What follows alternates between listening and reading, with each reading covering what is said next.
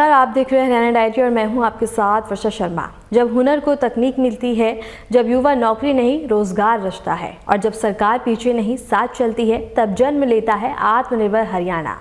पंचकुला में स्वदेशी महोत्सव से मुख्यमंत्री सैनी का बड़ा विजन, जानिए। हरियाणा के मुख्यमंत्री नायब सिंह सैनी ने युवाओं से आह्वान किया है कि वो केवल नौकरी खोजने वाले नहीं बल्कि रोजगार देने वाले बने। पंचकुला में आयोजित स्वदेशी महोत्सव 2025 के उद्घाटन के मौके पर मुख्यमंत्री सैनी ने कहा, हरियाणा सरकार युवाओं की उद्यमशीलता को बढ़ावा देने के लिए पूरी तरह प्रतिबद्ध है और आधुनिक तकनीक के साथ स्थानीय कौशल को जोड़कर आत्मनिर्भर भारत की नींव मजबूत की जा रही है। साथियों, मैं प्रदेश के युवाओं से ये आह्वान भी करता हूं कि जब आप जॉब सीकर बनने के बजाय आप जॉब क्रिएटर बनने का साहस जुटाएं, इसके ऊपर गति से आगे बढ़ें। साथियों, हरियाणा सरकार आपकी उद्यमशीलता को पंख देने के लिए हर कदम पर आपके साथ कंधे से कंधा मिला करके खड़ी है।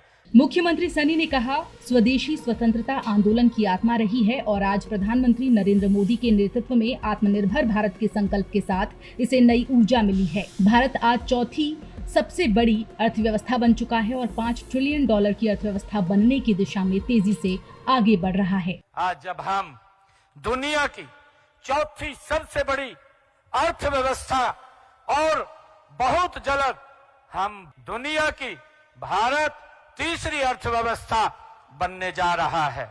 महिला सशक्तिकरण पर जोर देते हुए मुख्यमंत्री सैनी ने कहा, हरियाणा में 65,000 से ज्यादा स्वयं सहायता समूहों को सशक्त किया गया है, जिनसे लाखों महिलाएं जुड़ी हैं। उन्होंने हरियाणा के स्वदेशी के संकल्प को भी दोहराया। हमने 5 स्वदेशी वस्तुओं को जीवन में धारण करने का संकल्प भी लिया है और 5 वस्तुओं को छोड़ने का हमने यह संकल्प लिया है।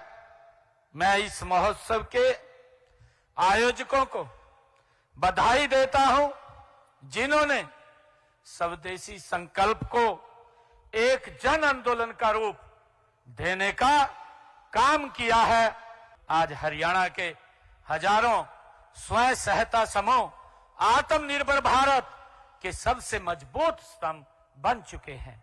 मुझे खुशी है, जब मैं बाजार के अंदर गया था, ये स्वदेशी महिला ये उसका प्रमाण है। साथियों, मैं कहना चाहूंगा कि आत्मनिर्भर भारत की यही पहचान है। आत्मनिर्भर भारत की यही पहचान है। हर घर में हुनर, हर हाथ में काम है, ये इसकी पहचान है। इससे पहले मुख्यमंत्री ने स्वदेशी उत्पादों के स्टॉलों का भी निरीक्षण किया। भारत माता मंदिर में पूजा अर्चना की और यज्ञ में आहुति डालकर प्रदेशवासियों की सुख समृद्धि की कामना की। सूबे की सरकार की माने तो आज का युग स्टार्टअप और इनोवेशन का युग है। ऐसे में युवाओं को चाहिए कि वो अपने पारंपरिक और स्थानीय कौशल को आधुनिक तकनीक से जोड़कर नए उद्यम स्थापित करें। इसके लिए राज्य सरकार मुद्रा योजना, स्टैंड अप इंडिया और MSME सेक्टर के लिए विशेष सब्सिडी जैसी योजनाओं के जरिए युवाओं को आर्थिक सहयोग दिया जा रहा है। हमने मुद्रा योजना हो, स्टैंड अप इंडिया हो या MSME के क्षेत्र में विशेष सब्सिडी की सरकार के द्वारा व्यवस्था हो।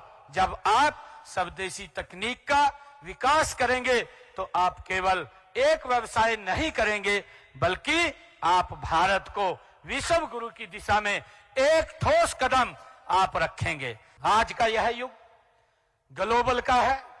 इसका मतलब ग्लोबल स्टैंडर्ड और लोकल मैन्युफैक्चरिंग।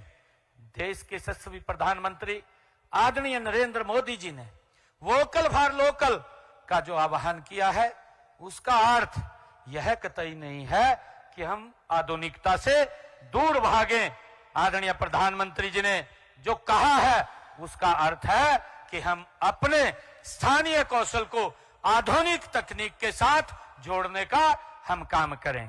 मुख्यमंत्री की माने तो स्वदेशी अब केवल पारंपरिक उत्पादों तक सीमित नहीं है, बल्कि तकनीक, सॉफ्टवेयर, रक्षा उपकरण, सेमीकंडक्टर जैसे आधुनिक क्षेत्रों में भी भारत तेजी से आत्मनिर्भर बन रहा है। हरियाणा में 12 लाख से अधिक पंजीकृत MSME कार्यरत हैं, जो करीब 65 लाख लोगों को रोजगार दे रहे हैं। प्रदेश में स्टार्टअप संस्कृति को बढ़ावा देने के लिए हरियाणा राज्य स्टार्टअप नीति 2022 लागू की गई है, जिसके सकारात्मक परिणाम सामने आए हैं। वर्तमान में हरियाणा में स्टार्टअप की संख्या के मामले में 7वें स्थान पर है और राज्य में 9,500 से अधिक मान्यता वाले स्टार्टअप्स सक्रिय हैं। इसमें हम अगर देखते हैं, चाहे स्टार्टअप हो चाहे एमएसएमई को हम बढ़ावा दे रहे हैं।